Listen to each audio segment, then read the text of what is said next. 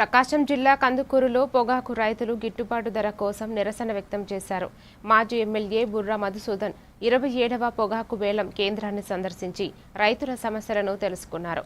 ధరలు లేక తీవ్ర నష్టాలు ఎదుర్కొంటున్నామని రైతులు ఆవేదన వ్యక్తం చేశారు. అనంతరం నిరసనగా పొగాకు బేళ్లకు నిప్పట్టించారు.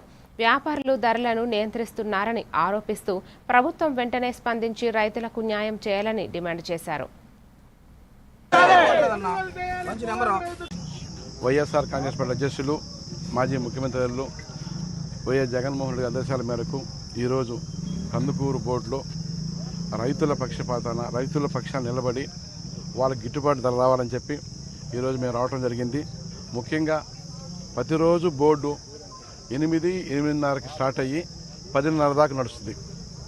ఈరోజు వైఎస్ఆర్ కాంగ్రెస్ పార్టీ నాయకులు రైతులందరూ కూడా వాళ్ళకి గిట్టుబాటు ధర కల్పించాలని చెప్పి మాట్లాడదామని వస్తే 7 గంటలకే స్టార్ట్ చేసి 7:45, 8 గంటల లోపు బోర్డు క్లోజ్ చేశారు. ఇదేమన్నా అడుగుతుంటే తెలుగుదేశం పార్టీ వాళ్ళు ఒకరిద్దరు వచ్చేసేసి పెద్దగా మాట్లాడుతున్నారు. బోర్డు వాళ్ళని మాట్లాడితే ఆయన చెప్తారు ఎండ ఎక్కువగా ఉంది, అందుకని ఎర్లీగా పెట్టేశాం, రోజు ఎందుకు పెడతలేదంటే నవ్వుతున్నారు. ఒకటే మేము అడుగుతున్నాం, తెలుగుదేశం పార్టీ అధికారంలోకి వచ్చిన తర్వాత ఈ 2 సంవత్సరాల కాలంలో ఇది రెండోసారి నేను ఆపాను. కడుపండి మేము వచ్చి బాబు న్యాయం చేయాలి అని చెప్పి అడుగుతుంటే మీరు ఇట్లా మాట్లాడుతున్నారు. ఇదంతా కూడా అధికారం హాము.